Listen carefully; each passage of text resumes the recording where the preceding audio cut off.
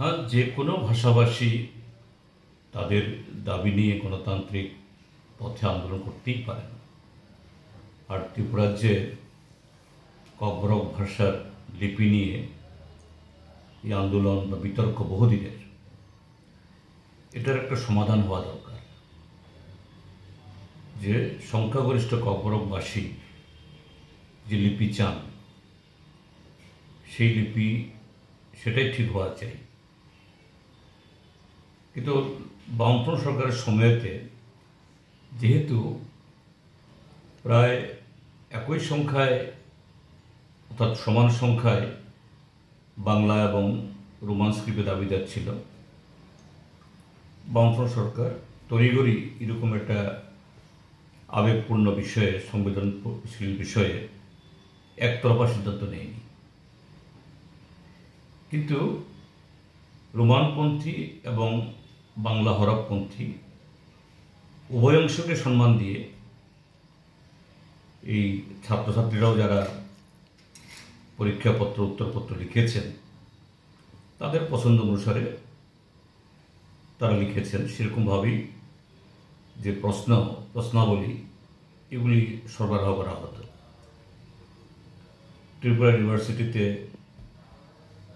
তারা প্রথম থেকেই রোমান স্ক্রিপ্টে প্রশ্নপত্র বা এই প্রশিক্ষণ, টিচিং, উত্তর সবটাই করে এবং এইভাবেই চলছিল। হ্যাঁ, তারপরও একটা সিদ্ধান্তে উপনীত হওয়া দরকার। তখন বামফ্রন্ট সরকার স্বনামধন্য ভাষাবিদ, সাহিত্যিক, গবেষক, এই যে কি নাম জানি, একজন কলকাতা ইউনিভার্সিটির প্রখ্যাত একজন ব্যক্তিত্বকে নিয়ে একটা ভাষা কমিশন করে, এবং তারা এই যে রাজ্যের জনগণের মধ্যে, ককবরকবাসী জনগণের মধ্যে একটা দ্বিমত, যে মূলত নতুন প্রজন্ম তারা এই রোমান স্ক্রিপ্ট চায়, পুরনো বা মধ্যবয়সী তাদের একটা ভালো অংশ তারা বাংলা স্ক্রিপ্টে চান। তারা একতরফা কোনো সিদ্ধান্ত দেননি। তারা বলেছেন যে একটা সময়েতে ককবরকভাষীরাই তারা ঠিক করুক তাদের স্ক্রিপ্ট কী হবে। তো সেই স্ট্যাটাস কিউ, অর্থাৎ রোমান এবং বাংলা ওই হরফে লেখার যে এই প্রচলন ছিল, এটাকে সরকার চালু রাখে। এখন 2018-তে বিজেপি সরকার আসার পর প্রতিনিয়ত এটা নিয়ে দ্বন্দ্ব হচ্ছে। সরকার বিধানসভা বা তার বাইরে বলছেন স্ট্যাটাস কি, অর্থাৎ আগে যেরকম চলছিল এভাবেই চলছে।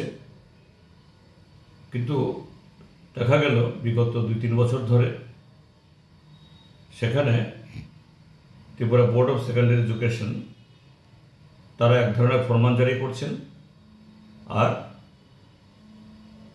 এই মাঠে ময়দানে গিয়ে ছাত্রদের দাবি অন্যরকম।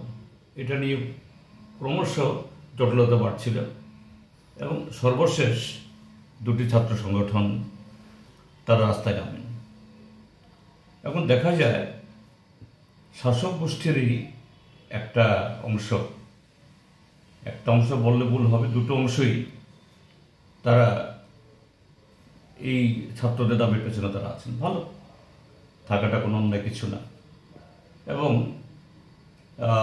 একদিন আগে সন্ধ্যায় তারা গিয়ে মুখ্যমন্ত্রীর সাথে গিয়ে একদম সৌহার্দ্যপূর্ণ আলোচনা, ছবি টবি বেরোলো পত্রিকাতে, অর্থাৎ এই ইস্যু নিয়ে আলোচনা হয়েছে এবং খুবই মসৃণভাবে এর সমাধান হয়ে যাবে। কিন্তু পরদিন সকালবেলা, অর্থাৎ 21 তারিখ যেদিন আমাদের বাজেট অধিবেশন শুরু হলো, সারা ত্রিপুরা রাজ্যের মধ্যেই রাস্তা রোকো শুরু হয়ে গেল।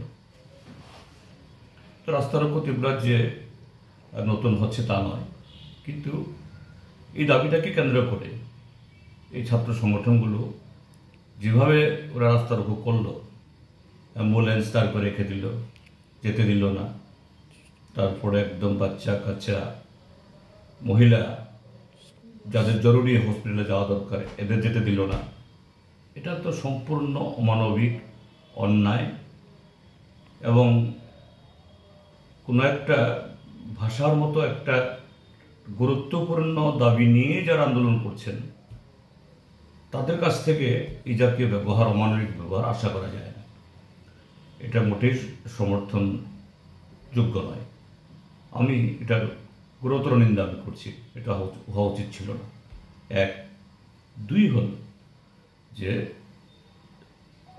এই যে আন্দোলন করছে, দেখা গেল এরা এই সরকার পক্ষেরই লোক। সরকারের একটা অংশ রাস্তায় বসছে, আমাদের দাবি মানতে হবে।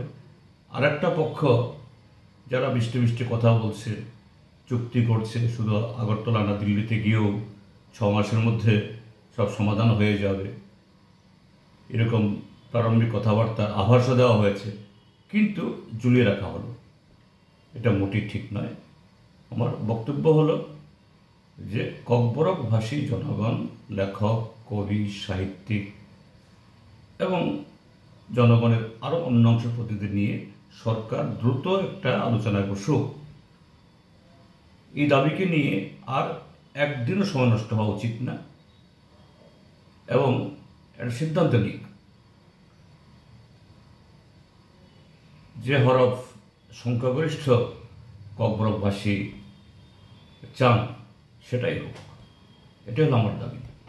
কাজেই এটা নিয়ে এভাবে জলঘোলা করা, দীর্ঘায়িত করা, এটা ভাষারও ক্ষতি,